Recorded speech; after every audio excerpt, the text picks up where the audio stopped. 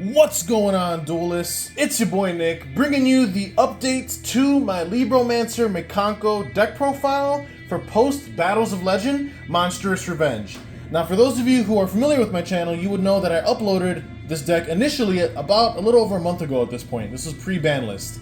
And it got a lot of attention. A lot of people liked my take on the deck because, let's face it, most of the versions of LIBROMANCER MIKANKO were basically either Archlord Christia Turbo decks, or they were weird Isolde Infernoble variants, and it's like, I don't like the Floodgate Turbo aspect of Archlord Christia, and I feel like if you're going to be doing Isolde combos, you might as well just be playing Infernobles.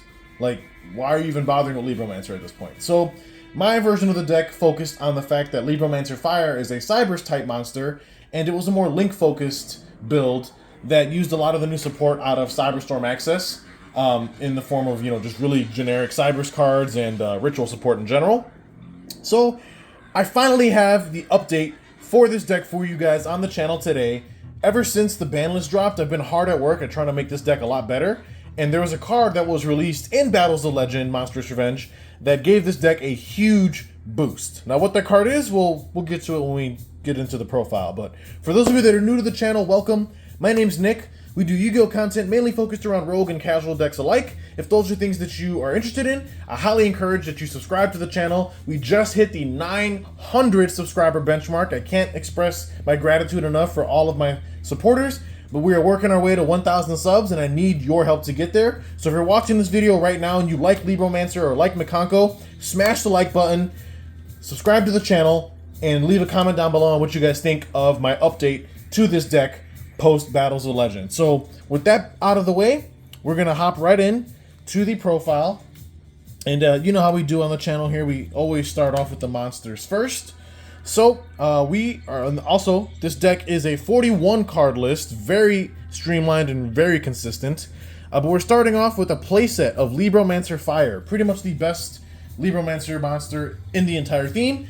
You reveal a ritual in your hand to special summon this card, and when it's special summoned by any means, whether it's its own effect or by something else, you can add a LIBROMANCER monster from the deck to your hand.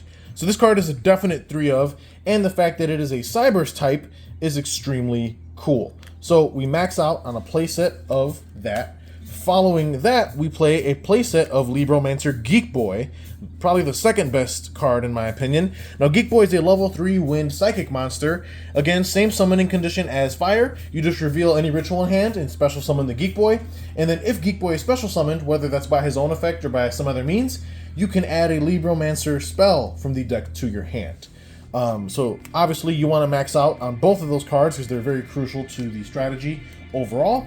We follow that up with 1 copy of LIBROMANCER Agent. Now, Agent, unlike Fire and Geek Boy, he's not necessarily a great starter because he doesn't necessarily plus you initially on summon. What he does is he's more of recursion and recovery.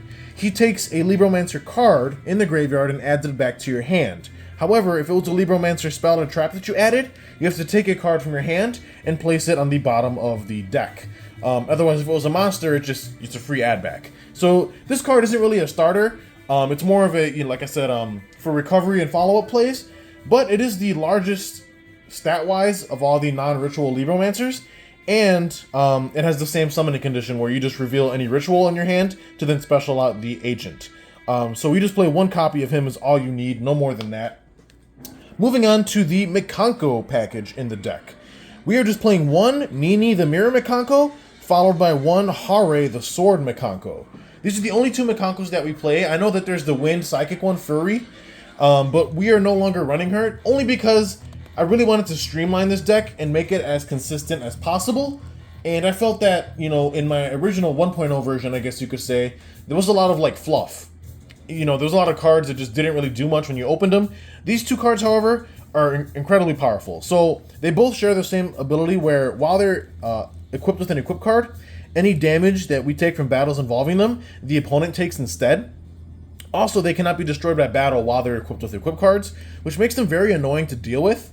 You know, if the opponent tries to battle into them, they just take any damage and they don't die.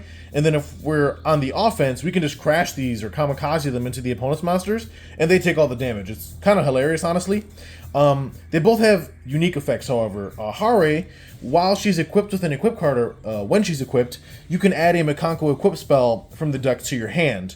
So she's more of like a searcher. And then Nini, while she's equipped with an equip card, during the opponent's turn as a quick effect, she can target a monster they control and take control of it until the end phase. So she's pretty much a walking snatch steal on legs, which is very, very good in my opinion. So just 1 and 1 is all you need for this particular deck list. Like I said, I was really focusing on trying to streamline this deck and make it as consistent as possible. So now following up, like I said, this is a Link-focused or Cybers-focused variant of the deck. And as you can probably tell already, this deck does not have a normal summon. All the Libromancers extend themselves, and the Mikanko monsters we usually don't burn the normal summon on because we cheat them out by other ways. So the deck is lacking a normal. Now in my previous version of the deck, I was playing Clock Wyvern, which led me into a Link Devotee and Link Disciple line. That was pretty cool. However, a few things. I dislike the fact that Link Devotee prevented me from summoning Link monsters that were Link 3 or higher for that turn. Because going first, that wasn't an issue, but going second, it would prevent me from getting to cards like Access Code and, you know, Firewall, Dark Fluid, and things of that nature. So it would hurt me from trying to OTK the opponent, and I disliked that greatly. So, post-ban list, before the ban list, I was initially thinking of Mathmech Circular, but then Circular got limited. So I couldn't do that, and after thinking about this really, really hard, and I've been in the lab cooking, guys, and I prepared a very delicious meal. So I bring to you the spicy tech that I'm running in this deck as a normal summon. It's going to be 2 copies of Cybers Gadget. Now, he is a level 4 light Cybers monster, and his effect reads as follows. When this card is normal summoned, I can target a level 2 or lower monster in my graveyard, and then special summon it in defense, but its effects are negated. That effect rarely comes up, but the real reason why we play this card is because if this card is sent from the field to the graveyard, whether we link it off or whatever happens to it, we can special summon a Gadget token, whose Cybers, light, level 2, attack 0, defense 0. So this card, we summon it, link it off, and it immediately produces a token, which gives us a free body back on board to help us link climb. Now, what's cool about this is the token that he produces just so happens to be level 2. Also, the token that he produces, you know, like all tokens, are non-effect monsters. So we play another spicy tech in this deck in the form of 2 copies of Ringleworm, the dragon guarding the 100 apples. That's a mouthful, I'm just going to call this Apple Dragon. So we play 2 copies of this. Now this card is a level 2 light dragon tuner monster, and it says if a face-up non-effect monster is on the field, we can special summon this card from the hand. Then during the main phase, if we synchro summon this turn, we can banish this card from the graveyard to then special summon a 100 apples token that is a worm type light attribute, level 2, attack 100, defense 100, to the player who summoned, who synchro summoned, and then we can treat it as a tuner for that turn, which is really, really cool. Now, what's funny is that the token that Cybers Gadget produces happens to be level 2. So if we link Gadget off, produces a 2 token, and we special Ringleworm, that means that we can make a level 4 synchro. And I'm sure you guys are starting to put 2 and 2 together, because there's a particular level 4 synchro that works quite well in ritual decks, which we will cover once we get to the extra deck. So 2 copies of Cybers Gadget, followed by 2 copies of Ringleworm. 2 very, very good tech choices, in my opinion, for this deck. Moving on, though, we play 1 Magician Souls, obviously because we are now playing the Illusion of Chaos package, just because Souls is a free extender, and it does give us more draw power. You know, digging for, you know, cards that we may need, or board breakers, for example. So Magician Souls deserves a slot in this deck, at least as a one of. And now we're going to be moving on to our ritual monsters, of which we play 1 copy of Doombroker. This is basically the Libromancer boss monster, very powerful card. It is a level 6 Dark Fiend ritual monster, and we can ritual summon this card with a Libromancer card. And it states that if this card is ritual summoned using a monster or monsters on the field, it can attack directly, which is pretty cool. Then it states that during our main phase, we can set a Libromancer trap directly from our deck to our side of the field.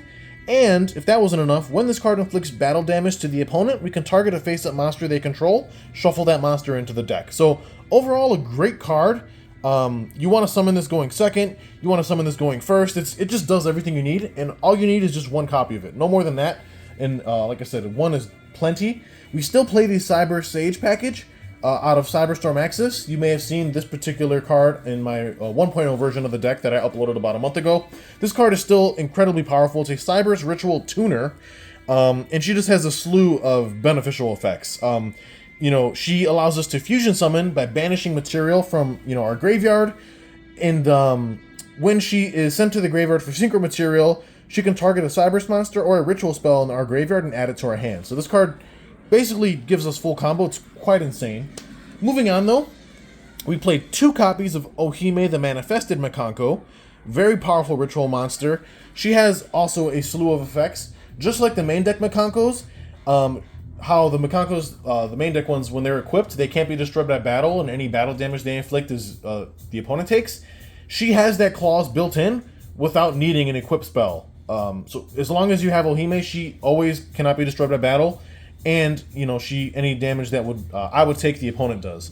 However, she has a really cool hand effect where you can add a Mikanko card from the deck to our hand, and then we get to discard a card from our hand to the graveyard. So she's kind of like a searcher for the theme. And then in addition to that, while she's on the field, as a quick effect, she can target any equip spell in our grave and equip it to one appropriate monster on the field. Now, equip spells generally target when they're activated, like from the hand. However, her effect completely bypasses that targeting restriction that equips, you know, have inherently. There is a ruling on this. You can look it up if you don't believe me, but Ohime basically can equip, like, for example, let's say the opponent has a Red Eyes Dark Dragoon on field. Generally, that card cannot be targeted, which means that if I had an equip in my hand, I can't activate the equip from hand and equip it to Dragoon. But with Ohime, I can take that equip out of the graveyard and equip it to the Dragoon. Why that's the case, I don't know. Konami logic, because they said so. But that's pretty much how Ohime works, and it's pretty crazy when you think about it. So 2 copies of Ohime is all you need.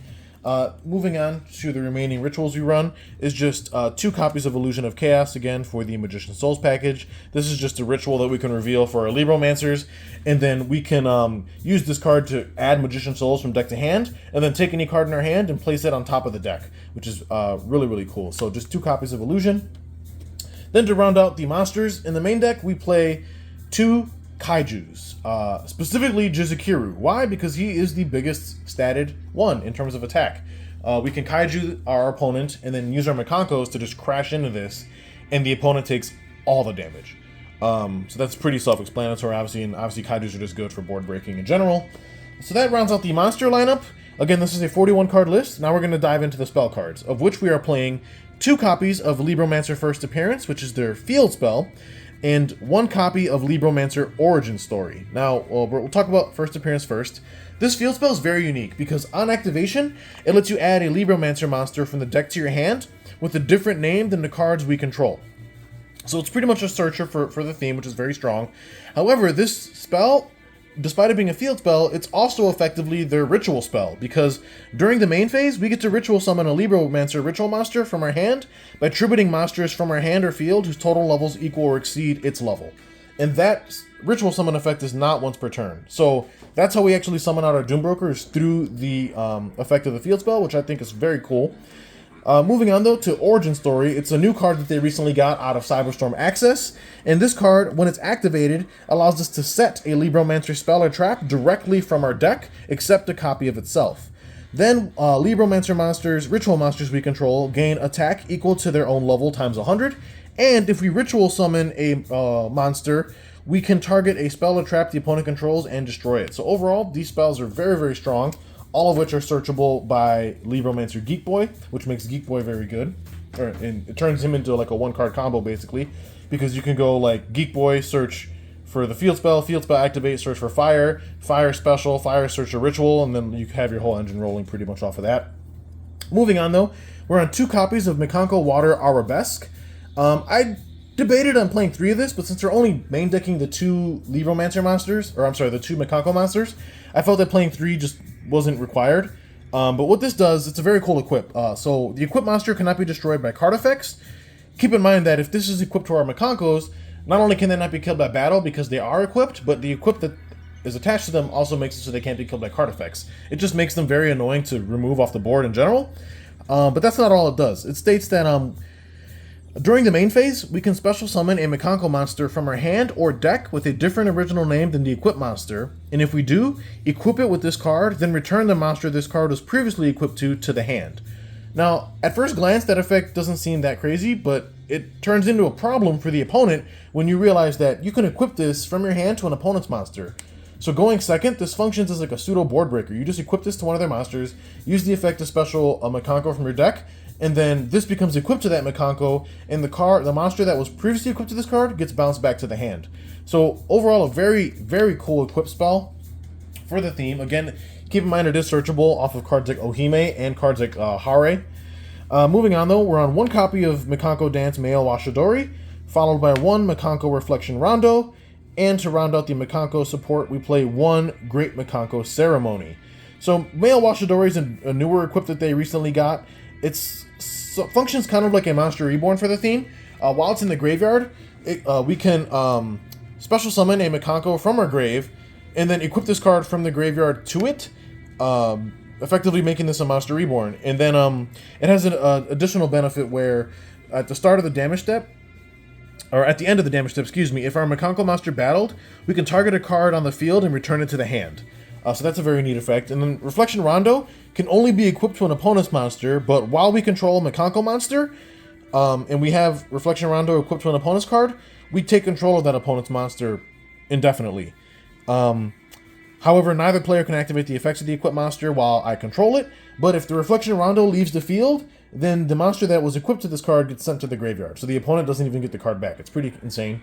Then we play one Great Mikanko Ceremony. This allows us to special summon a Mikanko from hand, ignoring its summoning conditions, so we can use this card to cheat out the Ohime, bypassing the need to ritual summon it. And then while this card's in the graveyard, we can banish it to then Foolish Burial any Mikanko card from our deck to grave, which is very, very cool. So overall, that rounds out our Mikanko package. Now moving on to the more generic support, we are on a playset of Preparation of Rites, different spell. This card just allows us to add any level 7 ritual monster, level 7 or lower ritual monster from our deck to our hand. Then we can add a ritual spell from the grave to our hand. So this is just consistency. Also, this card is not once per turn, which makes it pretty insane. Moving on, we play a playset of Signet Mining, because this card can search not only Libromancer Fire, who's a Cybers, it can search for the Cybers gadget that we are running as the normal summon of choice in this deck, and in a pinch, it can also search for the Cybers Sage, which was that level 1 Cybers ritual monster, in the event that we do need a ritual in hand to reveal for our Libromancers. So Signet Mining is very strong in this deck as a 3 of. I wouldn't recommend playing any less of it. Then another spicy tech. You thought we were done with the spice. We are not. We are playing 2 copies of One-Time Passcode. Now this is probably a spell that you've never heard of in your life. What this is a normal spell, and it states that we can special summon 1 security token. It's a Cybers Light level 4, attack 2000 and defense 2000 in defense position. We can only activate one-time passcode per turn.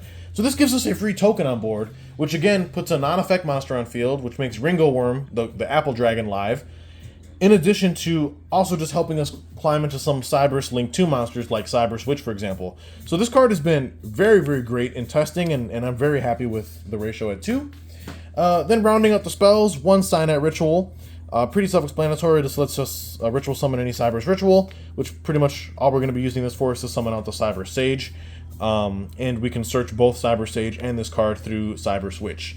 So then, rounding out the spells, or well, that actually was the last spell. Rounding out the last 2 cards in the main deck. Again, this is a 41 card list. It's 2 traps, and they're both Libromancer traps. 1 copy of Intervention, 1 copy of Displaced.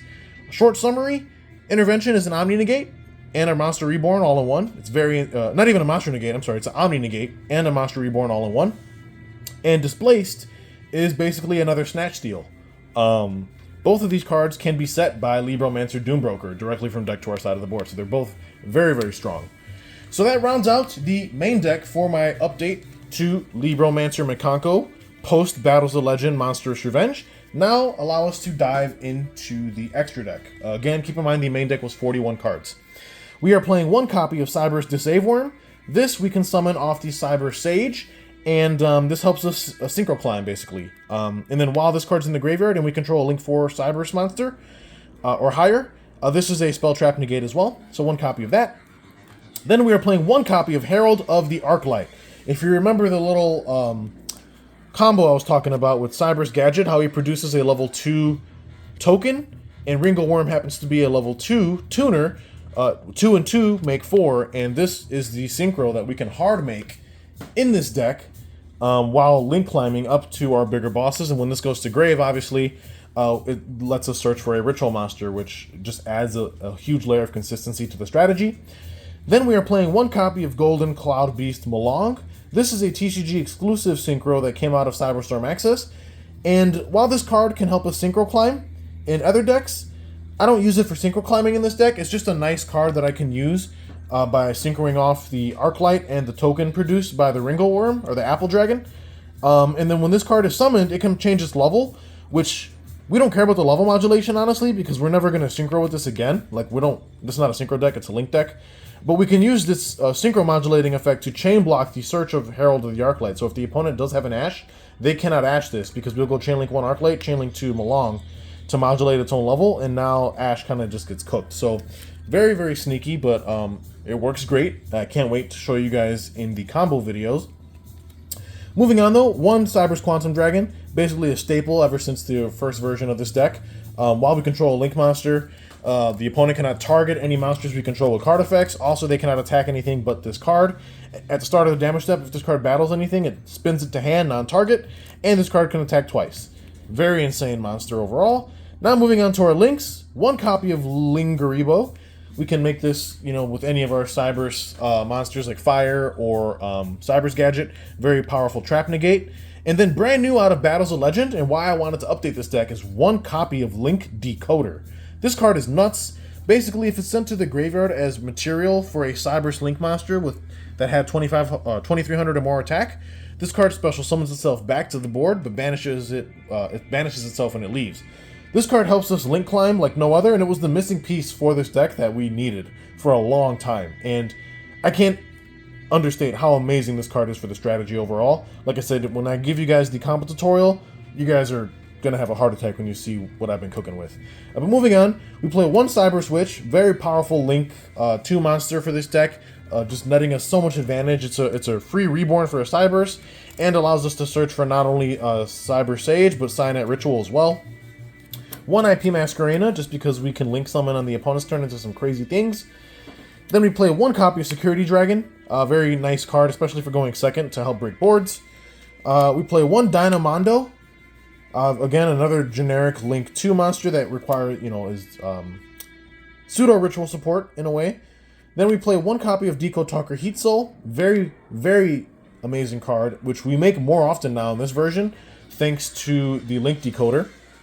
One Appaloosa, followed by the one Axis Code, followed by the one copy of Firewall Dragon Dark Fluid, followed by the one copy of Firewall Dragon Singularity. These are the big boys that I make off of IP Masquerena during the opponent's turn usually, and these are the cards that I basically close games out with. All of them do insane things. You all should already know how Appaloosa works. She's just annoying as hell. Keep in mind that when we do make the Apple, we usually control the Quantum Dragon on field, which means the opponent's not able to beat over this. They have to attack the Quantum. So even if we make this with just 2 negates, we're getting every negate off of this card because the opponent cannot preemptively battle over this, which is nuts. We play one Axis Code. Again, you guys should already know what this does. It just closes out games. And the Dark Fluid is effectively kind of like an Appaloosa 2.0, except way larger stats. It's just a monster negate, and it gains a bunch of attack in the battle phase. And the Singularity is brand new out of Syac. This card can just return a bunch of cards the opponent controls to the hand. He gains a lot of attack, and he is just incredible. So that rounds out the extra deck for LIBROMANCER Mikanko. We're going to move into the side deck very, very swiftly. Again, the side deck is honestly up to personal preference. You don't necessarily have to run what I'm running. Tailor your side build to however your locals or, your dueling scene looks. But I'm running the third copy of the Jisukuru in the side, just for when I know I'm going to be going second to help break boards. Followed by the third copy of Ohime, the Manifested Mikanko. If I know that I'm going to be going second, for example, I may side into the third copy of this, just so I have, more ways to summon Mikankos to OTK with. Then I'm also siding one copy of Saravis, the Ancient and Ascended. This is just a really cool ritual that kind of functions like a hand trap. It's a ritual that I can reveal for my Libromancers, but if any monsters I control will be targeted by an opponent's card, I can discard this from hand to negate the activation of that effect, which is pretty cool. Then we still play in the side a playset of Sales Bands. I'm still under the notion that this card is insane. This lets us play around Droll, around Nib. Going second, you know, it can help us push through negations and break boards. It's very, very good card overall. Then we're on the 2 talents, followed by the 1 Mikanko Kagura, which is the Mikanko ritual spell. Not only does it ritual summon, but it also pops cards on the field up to the number of equips we have in grave and burns the opponent for 1,000 damage for each card popped. It's insane for going second. Then we sideboard a playset of Unending Nightmare. Most decks that are back row focused, a lot of the back row's chainable. So playing cards like Dusters and Lightning Storms, I feel like you don't really get a lot of value off of. But it's the floodgates that really hurt you in the spells and traps that are, you know, just lingering. And Unending Nightmare just gets rid of them. You gotta, you know, you're playing against Super Heavy Samurai, you can pop their scales. You're playing against any deck that wants to try and flip anti-spell against you. Or, you know, there can be only one if you're playing against Vanquish Soul. Unending Nightmare just takes care of it. And it's not even once per turn, it's once per chain. It's actually kind of insane. And then to round out the side, we are just on a playset of Drytron Meteor Shower. This is just a cool tech choice that I'm testing with for going first. Basically, it's a counter trap, and when your opponent would normal or special summon a monster while we control a ritual, we can negate the summon, and if we do, shuffle that monster back into the deck. So that's gonna be it for the update to my Libromancer Mikanko deck list post Battles of Legend Monstorous Revenge. Hopefully you guys enjoyed the spicy text that I'm running for you guys in this list, and if you guys want to see the combo tutorial and test hand video, get this video to 25 likes. Also, if you're still watching and you're not subscribed, subscribe. Like I said, I'm working my way to 1,000 subs. I cannot do it without your help. We're almost there, people. Just 100 subs away. And with that being said, that's it. This is Nick, signing out. We'll see you next time.